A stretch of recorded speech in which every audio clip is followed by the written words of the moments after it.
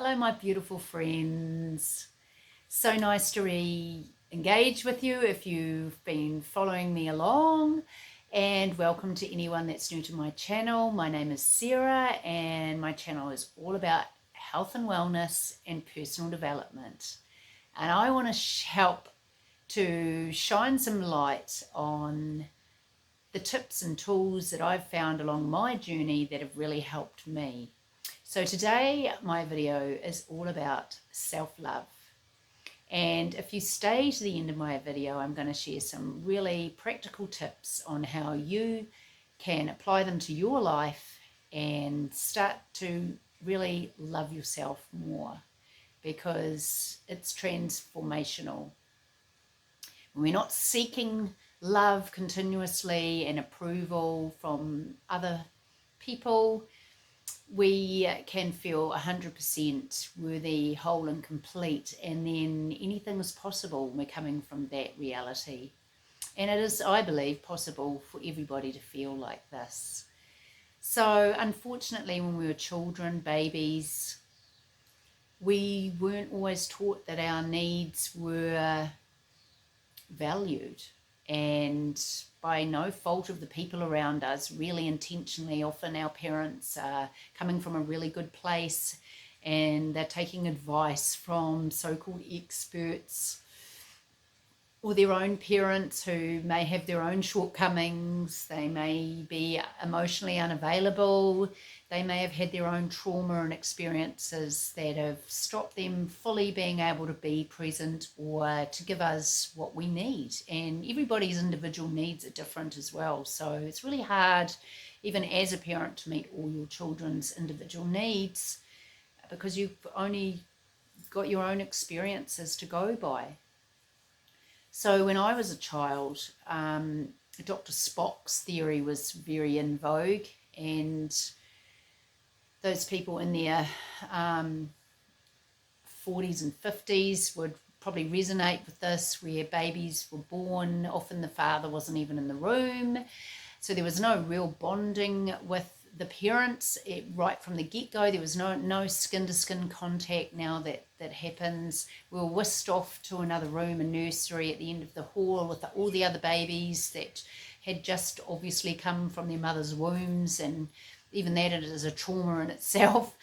And then, every 3 or 4 hours, I think it was, we were taken to our mothers to be fed, and then taken back to this isolated room to lie in a crib by ourselves. And then when we went home, our mothers were told, not to carry us around or to comfort us too much, or, that we'd be spoiled. And of course, as a young baby or a young child, when our needs are not met like this, we can form opinions about ourselves like, that we're not enough, or we're not worthy, or that we're unlovable. And then as we grow, we take these beliefs with us, and we end up walking around as adults wondering why our relationships aren't quite working out, and why life's really not happening for us when it is possibly for other people. And some people have areas of their life that are fantastic and others that don't work so well. There's a few people that have got it all going on, and I believe that the way to have it all going on is to find your own self-love and fill up that, heal that inner child really that is within us all. And to not need the validation and the approval and the love of outside influences to fill our soul. We're capable of doing that for ourselves. So I want to talk a little bit about attachment theory, because during these formative years we form these opinions and form ways of relating to others, and we often, well, it's been well documented now that there is 3, sometimes it's talked about 4 attachment styles. I'm going to talk about 3 that I am most familiar with, and about how that affects our adult lives. And often we have adopted these attachment styles as coping mechanisms in an unsafe world. So we have a fearful, anxious attachment style, We have a dismissive, avoidant attachment style, and we have a secure attachment style. So if you've got a secure attachment style, which is what we all want to attain to, we have full ownership over our own emotional well-being, and we're able to be open and vulnerable with others. When we're triggered or stuff comes up for us, we can talk about it in an honest, open way. We don't take other people's behaviors as being something that we transpire as to do with us so much. We're able to stand in our own power and to see that somebody that's reacting or behaving in a certain way, it's about them, not about us influencing them, even though we could be influencing them in some way inadvertently. We don't take on other people's shit, basically. So yeah, we can talk about our problems. When there's conflict arises, we can sit down and not really go into a great drama about it.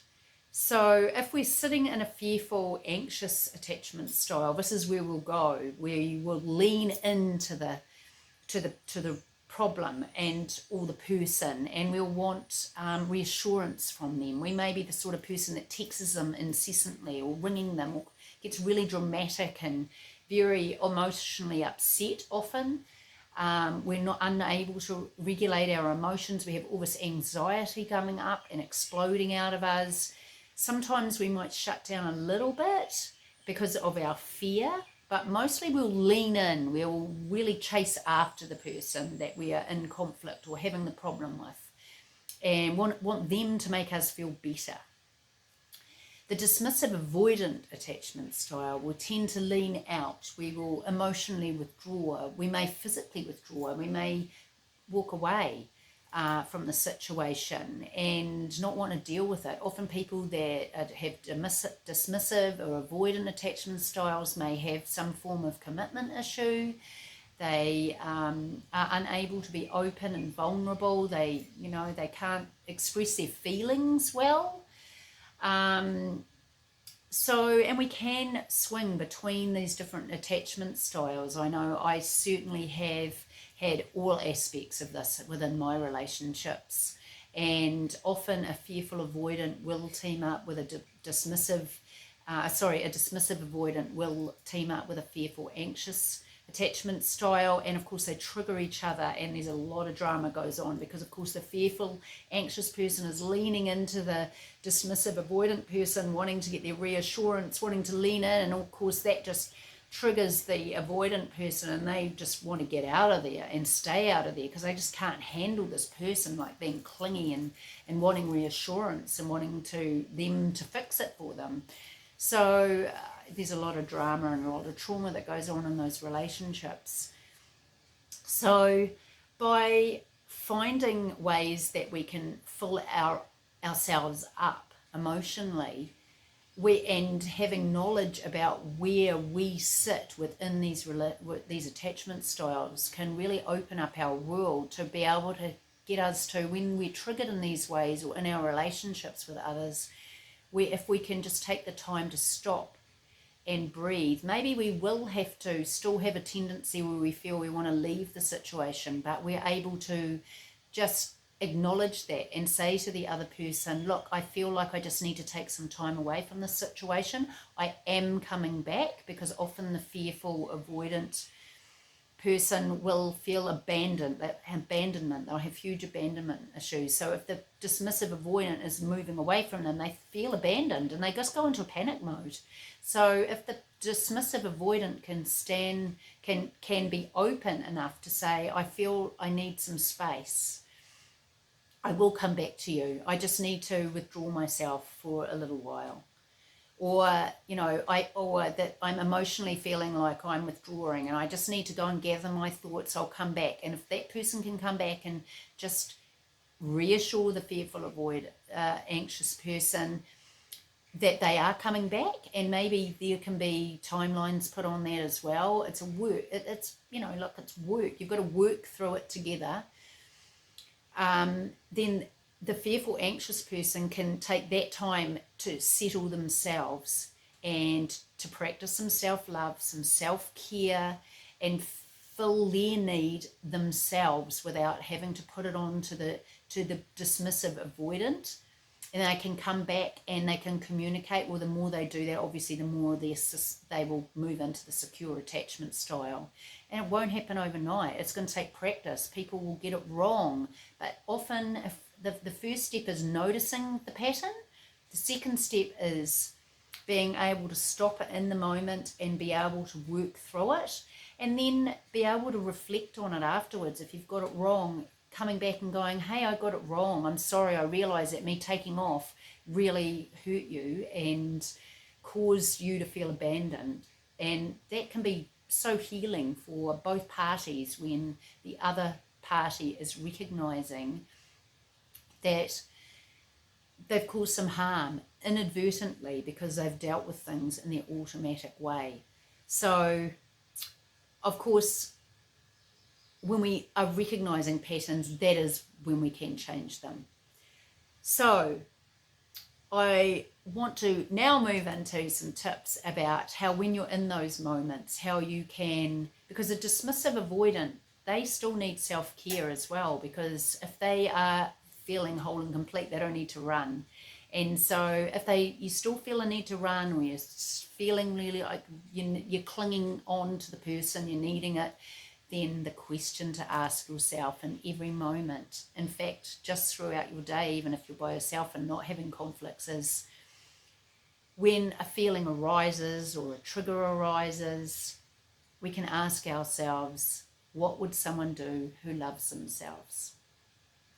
And this has been huge for me. And when I felt anxiety wash over me, when I felt triggered by someone, when I ask myself that question, then I'm able to tap into some of the tools that I'm going to share in a few minutes, and just pick one that helps me to feel better and to calm my nervous system down, because often we move into fight or flight, which is why the dismissive avoidant runs, or the fearful anxious person leans into like panic mode. It's because really our brain shuts down. We just go into that fight and flight, and we are really heightened. Our amygdala's ping, ping, ping, ping. It's a survival mechanism. We were built to do this, but it's not always it's not helpful usually. We're not running away from tigers anymore. We're running away from situations, from emotions. And emotions are healthy, but we want to be able to move through them and let them wash through us and calm ourselves down. So, of course, the breath, tapping into the breath is key. If you can just take a couple of moments just to close your eyes, in fact, do it with me. Put your hand over your heart, close your eyes, just turn your focus inwards and just breathing in through the nose, filling up the belly and letting it go. And as you feel that exhalation, you just feel the release, the drop down of the whole nervous system. And if you're really heightened, you might need to do this for 5 minutes or so, but taking some long, slow breaths really, really helps first off the bat. Giving yourself some kind self-talk. Positive affirmations are just huge. Overturning that negative program that we've got from being children, from those negative experiences that may have happened, from the traumas that I'm not good enough, I'm not worthy, I'm not lovable. When we catch ourselves with those thoughts going on, it might be a feeling, that when we can tap into that and go, hang on, no, I am lovable. What would your friend say to you? Your friend wouldn't tell you that you're useless and that, you're an idiot, that you've got so much shame, that the horrible things we say to ourselves. We wouldn't say that to our friends. Well, I hope we wouldn't, because we wouldn't have many friends. So we've got to be our own best friend and really drop down into our hearts and talk kindly to ourselves. And having positive affirmations around your house is powerful. Listening to hypnosis. Marissa Peer has amazing, tons of them free online that you can tap into. I had I am enough written on my mirror in lipstick for a whole year. And I used to look at it, say it to myself as often as I could remember. And you know what? It doesn't actually take many times before those negative voices start to disappear, and you don't hear them as often. You don't berate yourself when you act inappropriately, or you get over emotional, or you think you've said the wrong thing. Self-judgment goes away. And one day I just looked at it and I thought, I don't need that written on the mirror anymore. I know I'm enough, and rubbed it off. But I still tap into positive affirmations, and I have them around me. I go for my walks, and if I'm feeling a little bit down, a little bit gloomy, then I just think, no, change those thoughts, because we can change our thoughts. Has been proven in neuroscience. Dr. Joe Dispenza is just amazing. Oh, excuse me, I got the hiccups. So, positive affirmations. Essential oils. Oh my gosh, the benefits of essential oils. Put some oil in it, and some coconut oil in your hands, and give yourself some self-love every day. If you're feeling anxious, if you get triggered by something, have a little roller bottle. I used to use Peace. It's an amazing doTERRA blend, and got me through relationship breakup. It's got me through so many traumas, just putting some on my heart space. Sometimes I just reapplied it 3 times a day, but essential oils really work. Having a beautiful shower, a luxurious bubble bath, doing some yoga, finding a yin practice, meditation. Cannot say enough about meditation. You'll hear it everywhere, and it's because it's true. When we tap into ourselves and start approving of ourselves, letting go of those thoughts, tuning into the higher power, focusing on our breath, mantras, meditation is just powerful. So I really, really encourage you to get into some kind of meditation practice. Taking walks in nature, grounding yourself every day. We wear shoes all the time, and great invention, but actually the energy of the earth is needed to ground us. Sometimes we can be so up in our head that we're not connected even to our bodies. And grounding yourself, being in nature, there's so much science out there. Once again, it reduces inflammation. It heals us. It has so much healing energy that every day we need to be at least 10 minutes, have our bare feet on the ground. The light codes from the sun are powerful for our own healing. Even being in the rain, being in the bush, being in nature, being on the beach, it will lift your vibration, our energy, which when we're lifting that, we instantly feel better about ourselves. And just going to check my notes. What else have I got here? Time out for yourself. Stop wanting other people and outside experiences to validate who you are as a person. You are whole and complete. You don't need somebody else to tell you that you're loved constantly. I know, because I've sought all these things from outside of myself for probably 50 years. And in the last 4 years, I've been waking up to this probably for about the last 15 years, and done lots of study that has brought me to where I am today. But it's only fairly recently that I've realized that actually what's going on outside of me does not matter. How other people react to me or act towards me, it's like, I don't have to be around those people. I can withdraw and have no longer be around those kind of people. But ultimately the way I feel about me is to do with me. And so and the only way you get to know you is by spending time with you on your own and finding out what makes you feel good and what makes you feel not good, and doing some research about or looking into why you have the patterns that you have. And when you unearth all this stuff, then that's what personal development is. When you unearth it all, you discover what your patterns are, and then you can start to shift and shape your life to be something different. And it's amazing. And you just chip it away at it day by day. Energy healing is so powerful for working on a subconscious level. If you've got stuff that needs healing, like, there's a place for talk therapy, and I've done both, loads of it. But you know what? Talk therapy is so slow, and I got triggered so often with that it was almost like, I don't know, one step forward, two steps back. That whole analogy, that was really real for me anyway. And through my energy healing sessions, my sound healing, my Reiki, I had a really good body talk practitioner. I ended up training to be a body talk practitioner myself and a Reiki practitioner.